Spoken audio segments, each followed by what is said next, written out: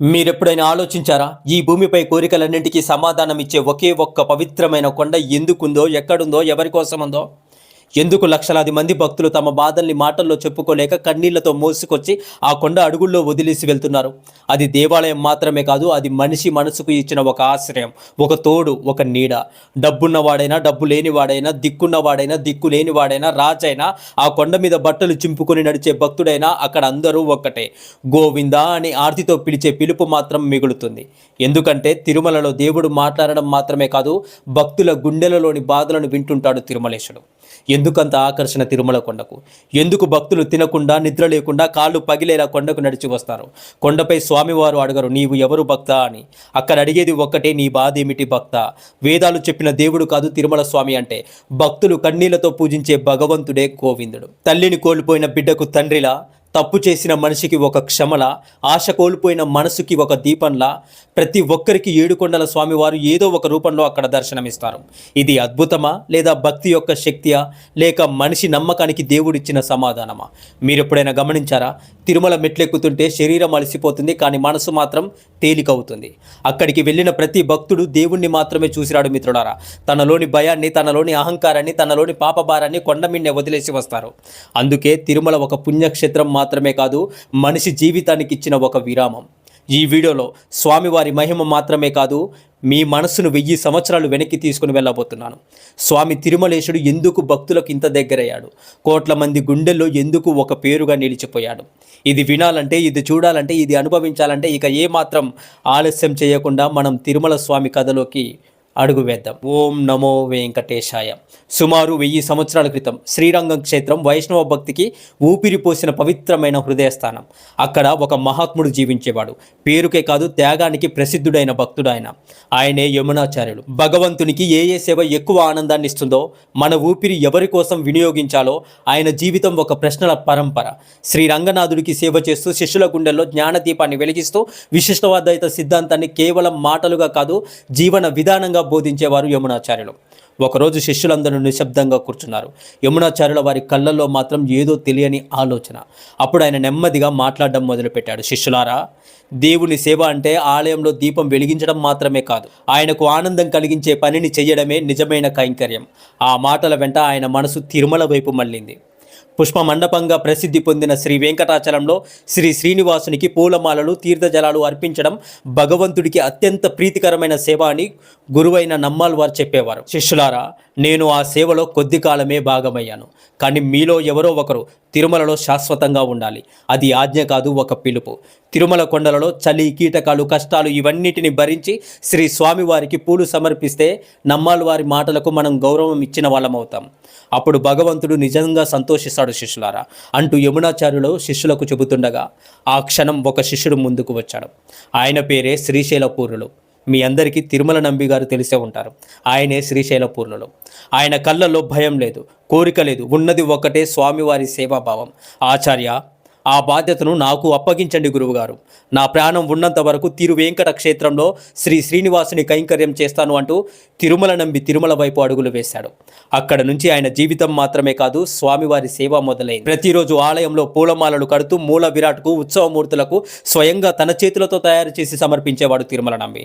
కానీ అసలు త్యాగం ఇక్కడే మొదలైంది. ప్రతిరోజు తెల్లవారుజామునే నిద్రలేచి బ్రహ్మ ముహూర్తంలో 10 మైళ్ళ దూరంలో ఉన్న పాప వినాశన తీర్థానికి కాలినడకన వెళ్ళేవారు తిరుమల నంబి. ఎందుకంటే స్వామివారికి అర్పించే తీర్థం శుద్ధమైనదై ఉండాలి. తన శరీరం అలసిపోయినా భక్తి అలసిపోకూడదు. ఇలా ప్రతిరోజు 10 మైళ్ళ దూరం కాళ్ళు నొప్పితో మొరపెట్టుకుంటున్న మనసు మాత్రం గోవింద గోవింద గోవింద తిరుమలేశ అంటూ ముందుకు నడిచేది. ఆ పవిత్ర జలాన్ని ఒక మట్టి కుండలో నింపుకొని తలపై పెట్టుకొని ప్రతి అడుగులో గోవింద గోవింద గోవింద అంటూ భగవన్నామాన్ని పలుకుతూ తన ప్రతి శ్వాసలో భక్తి సేవాభావం ఉండేది. తీర్థజలంతో ఆలయానికి చేరుకున్నాక ఆ తీర్థంతో శ్రీ వెంకటేశ్వరుని బంగారు పాదాలపై అర్చకులు అభిషేకం చేసేవారు. భోగ శ్రీనివాసమూర్తికి వెండి విగ్రహంపై ఆ తీర్థజలంతో స్నానం చేయించేవారు. ఆ తీర్థజలంతో స్వామివారు మెరిసిపోతుంటే తిరుమల నంబి కళ్ళల్లో కన్నీళ్లు మెరిసేవి. ఎందుకంటే ఆ నీళ్లలో ఆయన అలసట ఉంది, ఆయన త్యాగం ఉంది, ఆయన జీవితమే ఉంది. ఏ రోజు గురువుగారి ఆజ్ఞను ఒక్క అక్షరం కూడా తప్పలేదు. అలా రోజులు గడిచాయి, సంవత్సరాలు గడిచాయి. కానీ తిరుమల నంబి నిష్ట ఒక్క అడుగు కూడా తగ్గలేదు. అది చూసి స్వామివారి హృదయం స్పందించింది. తన భక్తుడి యొక్క భక్తిని లోకానికి తెలియజెప్పాలని నిర్ణయించుకున్నాడు తిరువెంకటేశ్వరుడు. అప్పుడు వచ్చింది భక్తికి ఒక పరీక్ష. ఒకరోజు యథాప్రకారం తెల్లవారుజామునే తిరుమల నంబి పాప వినాశన తీర్థానికి వెళ్ళి నిండు కుండతో వేగంగా తిరిగి వస్తున్నాడు. పైగా సమయం మించిపోతుంది. స్వామివారి అభిషేక వేళ దగ్గర పడుతుంది. అంతలో ఆ అరణ్యంలో ఒక స్వరం వినిపించింది. తాత తాత అనే పిలుపు వినిపించింది తిరుమల నంబికి. వెంటనే ఆయన అడుగులు ఆగిపోయాయి. గుండె ఒక్కసారిగా దడదడలాడింది. ఆ నిర్జనంలో, ఆ భయంకరమైన అరణ్యంలో నన్ను తాత అని పిలిచింది ఎవరు అని వెనక్కి తిరిగి చూశాడు తిరుమల నంబి. అక్కడ విల్లు బాణాలు ధరించిన ఒక యువకుడు బోయవాని రూపంలో, కళ్ళల్లో ఆకలి, పెదవుల్లో దాహంతో ఆ బోయవాడు వినయంగా అడిగాడు, తాత నాకు చాలా దాహంగా ఉంది, నీ కుండలోని నీళ్లతో నా దాహం తీర్చుతావా తాత అన్నాడు బోయవాడు. ఆ మాట తిరుమల నంబి గుండెల్లో గుచ్చుకుంది. ఎందుకంటే అది సాధారణమైన నీరు కాదు, శ్రీ వెంకటేశ్వరుని అభిషేకానికి సిద్ధమైన పవిత్రమైన జలం. ఆ క్షణం భక్తి మాట్లాడింది, ఓరి బోయవాడ, ఇది శ్రీ శ్రీనివాసుని సేవకు ఉపయోగించే పవిత్రమైన జలం, నీకు ఇవ్వనుగాక ఇవ్వను. ఇంతలో సమయం గుర్తుకు వచ్చింది తిరుమల నంబి. చాలా ఆలస్యం అవుతుంది, నన్ను అడ్డుకోకు, దూరంగా వెళ్ళు అంటూ మరింత భక్తి పారవశ్యంతో తలపై కుండను ఎత్తుకొని ముందుకు నడిచారు తిరుమల నంబి. వెనక నుంచి ఆ బోయవాడు కూడా వస్తున్నాడు. అతని కళ్ళల్లో దాహం మాత్రమే కాదు, ఏదో అర్థం కాని భక్తి పరీక్ష దాగి ఉంది. అంతలో ఒక శబ్దం, బాణం దూసుకెళ్తున్న శబ్దం అది. ఆ బోయవాడు వేసిన బాణం తిరుమల నంబి తలపై ఉన్న మట్టి కుండకు చిన్న రంధ్రం చేసింది. ఆ రంధ్రం నుంచి దారగా జలం కారడం మొదలైంది. పాపం తిరుమల నంబికి తెలియదు అతని త్యాగం నెమ్మదిగా జారిపోతుందని. ఆ బోయవాడు వెనకే నడుచుకుంటూ తన దోసిట్లో పడుతున్న ఆ నీటిని దాహం తీరేంత వరకు తాగాడు. ఇది దొంగతనమా లేదా దేవుడు భక్తిని తాగిన క్షణమా? అలా కొంత దూరం వెళ్ళాక తిరుమల నంబికి కుండ తేలికగా అనిపించింది. గుండె ఒక్కసారిగా గుబ్బున మోగింది. ఆగి వెనక్కి తిరిగి చూశాడు. అక్కడ స్వామివారి సేవకు అర్పించిన పవిత్ర తీర్థాన్ని తాగుతున్న బోయవాణ్ణి చూశాడు. ఆ క్షణం భక్తుడు కాదు, ఒక గాయపడ్డ సేవకుడు మాట్లాడాడు. ఓరి కిరాతుడా, ఎంత పని చేశావురా? ఇవి నా స్వామివారికి అర్పించాల్సిన పవిత్రమైన తీర్థం. నా జీవితమే అదిరా.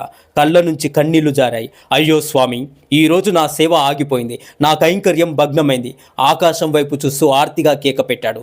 స్వామి శ్రీ వెంకటేశ, ఈ దాసుని క్షమించు తండ్రి, నన్ను అశక్తుని చేశారు స్వామి అంటూ శరణాగతి చేశారు తిరుమల నంబి. అప్పుడే ఆ బోయవాడు స్వరాన్ని మార్చాడు. అది సాధారణమైన మాట కాదు, ఓదార్పు. తాత, ఎందుకంత బాధపడుతున్నావు? నీ భక్తి నీ కన్నీళ్లతో కొలవబడదు తాత అనగానే తిరుమల నంబి ఆశ్చర్యంగా చూశాడు. ఈ దగ్గరలోనే ఒక కోన ఉంది, పవిత్రమైన తీర్థం ఉంది, నా వెంట రా తాత చూపిస్తాను అంటూ ఒక లోయ వైపు నడిపించాడు. అక్కడ ఎక్కడ కూడా నీరు లేదు, పొడిరాలు తప్ప. నిశ్శబ్దమైన వాతావరణంలో ఆ బోయవాడు తన బాణాన్ని తీసి కొండవాలిని కొట్టాడు. ఒక్క క్షణం రాళ్ల మధ్య నుంచి దారగా స్వచ్ఛమైన జలం పెళ్ళుపుకింది. అదే శ్రీ శ్రీనివాసుని కరుణ అంటే. అదిగో తాత, ఈ జలాన్ని తీసుకువెళ్ళు, శ్రీ స్వామివారికి అర్పించు. ఇక మీదట ప్రతిరోజు నా అభిషేకానికి ఇదే జలం కావాలి తాత అన్నాడు. ఆ మాటలు పూర్తవ్వక ముందే బోయవాడు అదృశ్యమయ్యాడు. కన్నీళ్లతో ఆకాశగంగా జలాన్ని నింపుకొని ఆలయానికి పరిగెత్తాడు తిరుమల నంబి. అదే వేళ ఆలయంలో శ్రీ వెంకటేశ్వర స్వామివారు ఒక అర్చక స్వామిని ఆవహించాడు. ఆ స్వరము గర్భగుడి గోడల్ని దాటి ప్రపంచానికి వినిపించింది. ఓ తిరుమల నంబి, ఓ భక్త, నీవు తెచ్చిన ఈ చల్లని తీర్థంతో దారిలోనే నా దప్పిక తీరిందయ్యా. ఇక మీదట నీవు సమర్పించే ఈ ఆకాశగంగా జలాలే నాకు అత్యంత ప్రీతికరం. అది వరం కాదు, భక్తికి ఇచ్చిన శ్రీవారి ముద్ర. అలా తిరుమల నంబి శరణాగతి లోకానికి తెలిసేలా చేశాడు భగవంతుడు. నేను ఈ కొండపై ఉన్నది నా భక్తుల కోసమే అని శ్రీ వెంకటేశ్వర స్వామివారు మరొకసారి చెప్పకనే చెప్పారు. కొన్ని సేవలు కాలంతో ముగిసిపోతాయి, కానీ మరికొన్ని సేవలు కాలాన్నే మార్చేస్తాయి. తిరుమల నంబి గారు చేసినది అలాంటి సేవే. ఈ రోజుకు తిరుమలలో శ్రీవారి ఆలయ మహాప్రదక్షిణ మార్గంలో దక్షిణ దిక్కున ఉత్తరాభిముఖంగా ఒక చిన్న ఆలయం కనిపిస్తుంది. అదే శ్రీ తిరుమల నంబి దేవాలయం. అది గొప్ప గోపురం కాకపోవచ్చు, బంగారు అలంకారం కాకపోవచ్చు, కానీ భక్తి బరువుతో నిలబడిన నిశ్శబ్ద సాక్ష్యం అది. అక్కడే ఒకప్పుడు తిరుమల నంబి గారు తన చిన్న కుటీరాన్ని ఏర్పాటు చేసుకొని అక్కడే స్వామివారి సేవ రోజు ఊపిరిగా మారింది. అందుకే నేటికి శ్రీవారి ఊరేగింపు పురవీధుల్లో సాగినప్పుడు మొదటి హారతి తిరుమల నంబి ఆలయం ముందే జరుగుతుంది. అది సాంప్రదాయం కాదు, కృతజ్ఞతా భావం. తిరుమలలో శ్రీవారి ఆరాధనలో తిరుమల నంబి పేరు ఇప్పటికీ వినిపిస్తుంది. ఎందుకంటే దేవుడు తన దాహాన్ని తీర్చిన చేతిని ఎప్పటికీ మర్చిపోడు మిత్రులారా. సాక్షాత్తు శ్రీ శ్రీనివాసుని నోట తాత అని పిలుపు పొందిన వారు తిరుమల నంబి. తర్వాత కాలంలో అందరికీ తాత అయ్యాడు. అందుకే వారిని పెద్ద తిరుమల నంబి అని పిలిచేవారు. ఆయన కేవలం తీర్థ కైంకర్య పరుడు మాత్రమే కాదు, సంస్కృతము ద్రావిడం రెండు భాషల్లో పాండిత్యం కలిగిన మహావేత్త. విశిష్టాద్వైత సిద్ధాంతాన్ని లోకానికి నిలబెట్టిన శ్రీ భాష్యకారుడు శ్రీ రామానుజుల వారికి గురుస్థానంలో ఉన్న 5 మహానుభావులలో తిరుమల నంబి ఒకరు. అంతేకాదు రక్త సంబంధం కూడా వారిది. తిరుమల నంబి రామానుజుల వారికి మేనమామ అవుతారు. కానీ ఆ బంధం రక్తంతో కాదు, భక్తితో బలపడింది. ఒకరోజు శ్రీరంగం నుంచి తిరుపతికి వచ్చిన రామానుజులు అలిపిరి దగ్గర చింత చెట్టు నీళ్ళలో ఒక పెద్ద గుండ్రాయి పక్కన కూర్చొని తిరుమల నంబి దగ్గర శ్రీమద్ రామాయణ రహస్యాలను వింటున్నారు. అది గురువు శిష్యుల బోధ కాదు, భక్తి నుంచి తత్వం జన్మించిన క్షణం. అలా 18 సార్లు శ్రీమద్ రామాయణ రహస్యార్థాలు రామానుజుల వారి హృదయంలో నాటుకున్నాయి. ఒక్కసారి చెప్పిన అర్థాన్ని మళ్ళీ చెప్పలేదు తిరుమల నంబి గారు. సాయంత్రం కాగానే తిరుమల నంబి మళ్ళీ తిరుమల కొండకు చేరుకొని శ్రీవారి సేవలో లీనమయ్యేవాడు.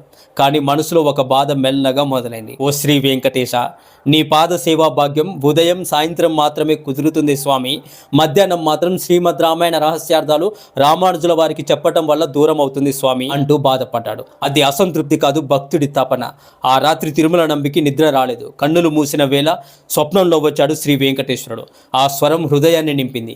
ఓ తిరుమల నంబి, నీ శ్రీమద్ రామాయణ ప్రవచనాన్ని ఆపవద్దయ్యా. మధ్యాహ్నం కూడా నీవు నాకు సేవ చేసుకునేటట్లుగా నీవున్న చోటే నా పాద దర్శనం కలిగిస్తాను అని చెప్పారు స్వామివారు. ఇంతలో తెల్లవారింది. అలిపిరిలో అదే చింత చెట్టు, అదే గుండ్రాయి పక్కన శ్రీమద్ రామాయణ ప్రవచనాన్ని చెబుతుండగా అంతలో భూమి కంపించినట్టు అక్కడే శ్రీవారి పాద పద్మాలు ప్రత్యక్షమయ్యాయి. అది అద్భుతం అంటే. ఆ పాదాలే ఈరోజు మనం అలిపిరిలో దర్శించే తిరుమల శ్రీవారి పాదాలు. అప్పుడు అర్థమైంది, దేవుడు దూరంగా ఎక్కడో లేడు, భక్తి ఉన్న చోటే ఉంటాడు అని. ఇంతటి పరమ భక్తుడైన తిరుమల నంబి జన్మస్థలం కూడా ఈ తిరుమల క్షేత్రమే. పుట్టుక సేవలో మొదలైంది, మరణం సేవలోనే ముగిసింది. ఈ విధంగా జీవితాంతం శ్రీ శ్రీనివాసుని కైంకర్యం చేస్తూ ఈ క్షేత్రంలోనే పరమపదం చెందారు తిరుమల నంబి గారు. తిరుమల నంబి స్వామివారి దాహం తీర్చినందుకు గాను అదే రోజును జ్ఞాపకార్థంగా నేటికి తిరుమలలో ఒక ఉత్సవం జరుగుతుంది. అది ఆడంబరం కాదు, కృతజ్ఞతాభావం.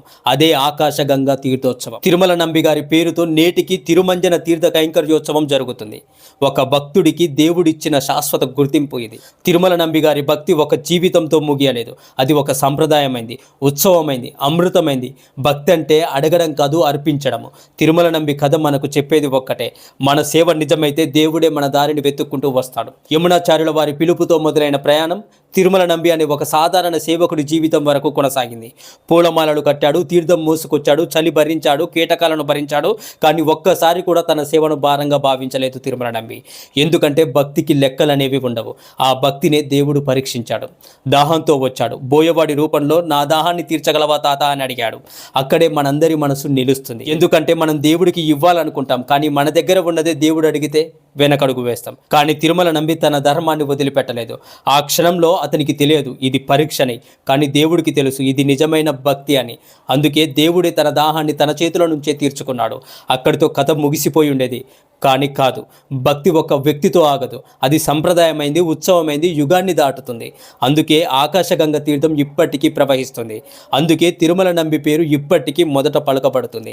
అందుకే దేవుడు తన ఊరేగింపులో మొదటి హారతి ఆ భక్తుడి దగ్గరే తీసుకుంటాడు. ఇదంతా మనకేం చెబుతుందో తెలుసా? భక్తి అంటే పెద్ద పెద్ద మాటలు చెప్పడం కాదు. భక్తి అంటే పెద్ద పెద్ద కానుకలు ఇవ్వడం కాదు. భక్తి అంటే గుండెల్లో నిజాయితీ. భక్తి అంటే మన బాధల్లో కూడా ధర్మాన్ని వదలకపోవడం.